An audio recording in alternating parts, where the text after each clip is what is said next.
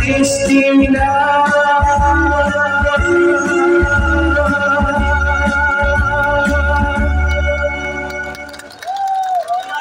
Maraming salamat po. Naiiyak po ako. 2013 to 2016, nakasama ko po kayo. Kasama po akong naglingkod nila BM Dennis. Mayor po siya noon. Kasama po sila Vice Mayor Nonoy Go bilang board member ng 2nd District ng Lalawigan ng Tarlac. Ngayon po, nandito ako, bumibisita. Maraming salamat sa pag-anyaya po ninyo sa akin. Isang malaking karangalan po para sa akin na makasama ko kayo dito sa inyong Christmas party. Tanglaw Women's Organization, palakpakan po nyo ang inyong mga sarili. Mga ilaw ng tahanan, liwanag ng buhay, liwanag ng pamilya, liwanag ng barangay, at liwanag ng buong bayan ng Gerona.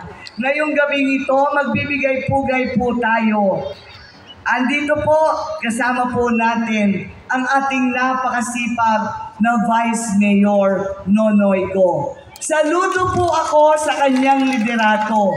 Isang taong matapang, tumatayo, naninindigan para sa tama at sa katwiran. Nakita naman po ninyo kung paano siya naglungkod. Sinasapuso po niya ang paglilingkod para sa inyong lahat.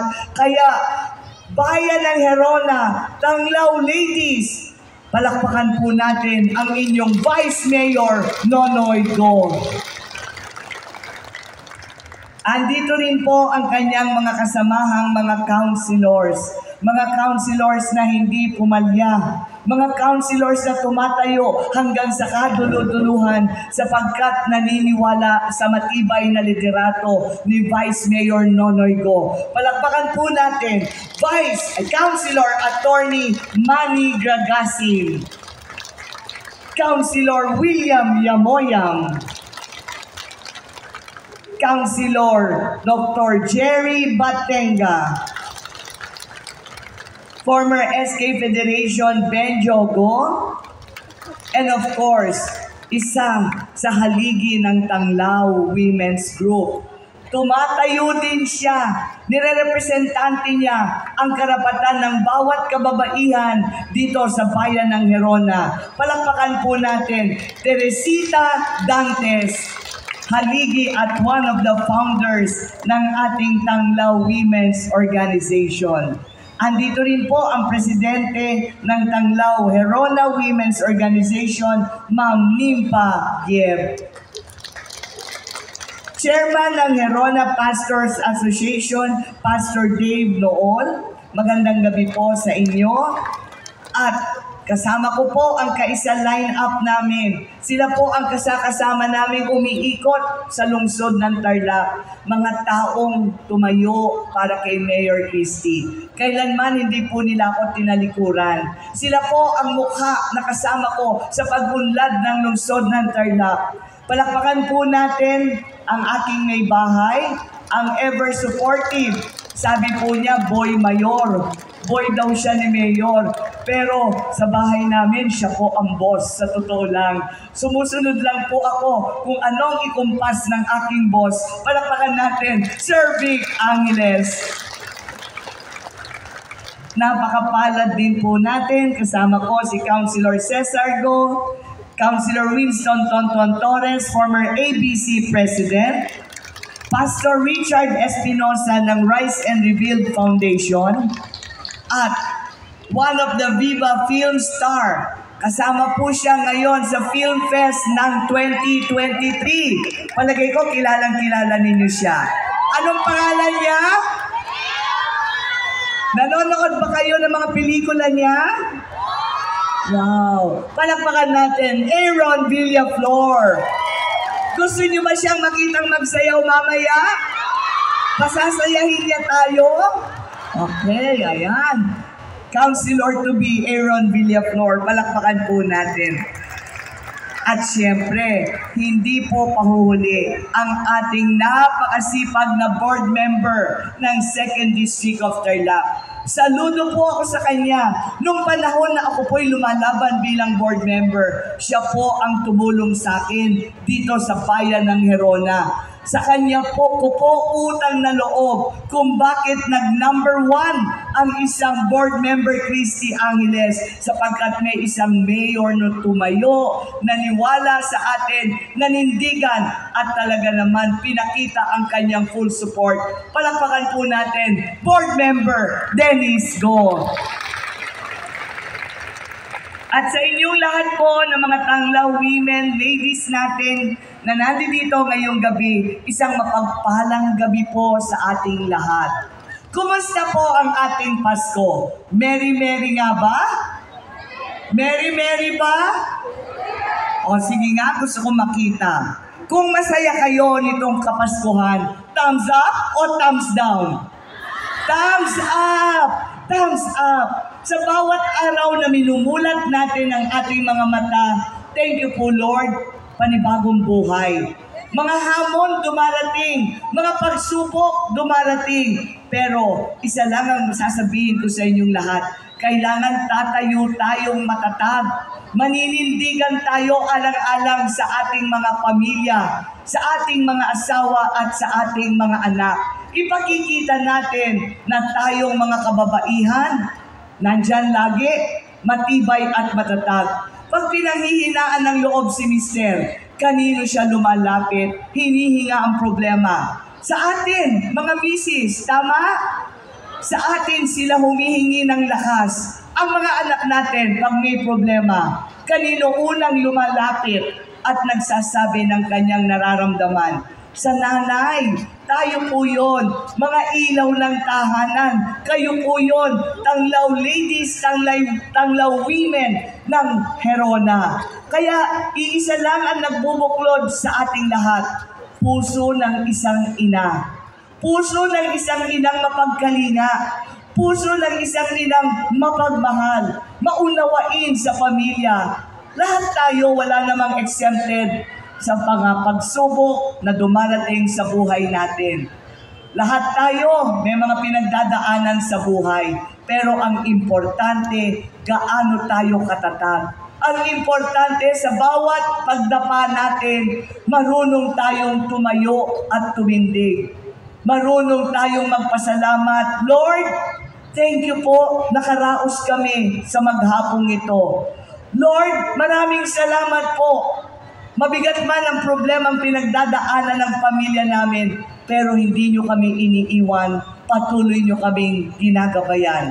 Ang problema sa pera, nahahanap po yan, nasusolusyonan po yan, nakakautang po tayo, nakakahanap ng paraan, pero pag ang pamilya ang nawasa at nagkawatak-watak, iisa lang yan, ang mga anak natin ang napapabayaan at kawawa. Tatanungin ko kayong muli ngayong gabi ito. Sino rito ang may pinagdadaanan sa buhay? Mapapera man, love life, problema sa puso, problema sa pamilya, sa mga anak, problema sa pamilyang may sakit, lahat po yan talagang susubok sa atin. Ipakita natin dito sa Herona na ang ating mga tanglaw ladies, tanglaw women ay matapang na humaharap sa bawat pagsubok. Isa lang po ang kailangan natin sa lahat ng ito, Panginoong Diyos. Siya lamang po at tignan po ninyo, hindi niya tayo pababayaan. Minsan nagmamadali tayo. Lord, ang tagal naman, hindi mo sinasagot ang panalangin ko. Lord, bakit nagkakaganito ang pamilya namin? Lord, hirap na kami sa buhay. Pero hanggang ngayon, kayod pa rin kami ng kayod. Ang mga pangangailangan ng mga anak namin, halos hindi namin maibigay. Bakit, Lord? Alam po ninyo, ang pagsagot ng Panginoon sa pangangailangan natin, minsan hindi natin nakikita sa ibang pamamaraan. Yung pagsagot niya, hindi yung gusto nating kasagutan, pero sa paraan na hindi natin nararamdaman, hindi natin nare-realize na ito na pala ang tulong na ibinibigay ng Panginoong Diyos. Tanglaw ladies, Tanglaw family, pwede po bang magbuklod-buklod tayong lahat? Magsama-sama po tayo sa hirap at ginhawa. Pwede po ba? Ipakita natin na ang pagbubuklod-buklod natin dito ay isang pamilya. Pamilyang nagtutulungan, pamilyang nagmamalasakit, pamilyang may pagmamahal sa kapwa natin. Kayo po ang magiging inspirasyon ng bawat pamilya dito sa bayan ng Gerona. At makakaasa po kayo. Nandun lang kami sa kabilang bayan, Tarlac City. Alam po nyo, nung nag-umpisa ang KWO, nag-umpisa kami, 800 lang kami. From 800, naging 10,000, and then naging 15,000, naging 25,000. At yung pinakahuling oath-taking po namin, 15,000 women po ang in-oath-take namin. Kaya sa bayan ng Tarlac, 40,000. 40,000 women po kaming miyembro ng Kaisa Women's Group. Ang tawag ko po sa kanila, Kaisa Women's Family. Sa atin po dito, pwede ko rin po ba kayong tawagin Tanglaw Women's Family? Pamilya po tayo! Pamilya tayo! Isang Mayor Christy Angeles po, bukas ang pintuan ko. Bagamat mayor lang po tayo sa ating maliit na munting pamamaraan, isasama ko na po ang Tanglaw Ladies, Tanglaw Women sa amin, sa Kaisa Women's Group natin. Pinagkaiba lang bayan, pero ang puso natin nagkakabuklod-buklod, puso ng isang ina. Lahat tayo dito, puso at damdamin ng isang ina na may pagmamahal sa kapwa at sa pamilya. Kaya itong Kapaskuhan na ito, ipadama po natin. Ibang magmahal ang isang Tanglaw lady. Ibang magmahal ang katulad ninyong miyembro ng Tanglaw Women's Organization sapagkat ang puso natin ay bukas. Marunong magpatawad, marunong mamigay, tumulong sa kapwa at higit sa lahat, nagmamalasakit para sa bawat isa. Mayor Christy Angeles lang po, bukas ang pintuan, Tanglaw Women's Group. Anytime po, andyan si Vice Mayor Nonoy Go at ang ating mga councilors, magtutulungan po tayo bilang miyembro ng ating Tanglaw Women's Organization. Muli po, Merry Christmas! Every day, gawin natin Christmas dahil we are giving love, we are sharing, at syempre, itong darating na bagong taon, bagong buhay, bagong taon. Kaya to everyone po, a very joyful and blessed New Year to everyone. Maraming salamat po at magandang gabi po sa ating lahat.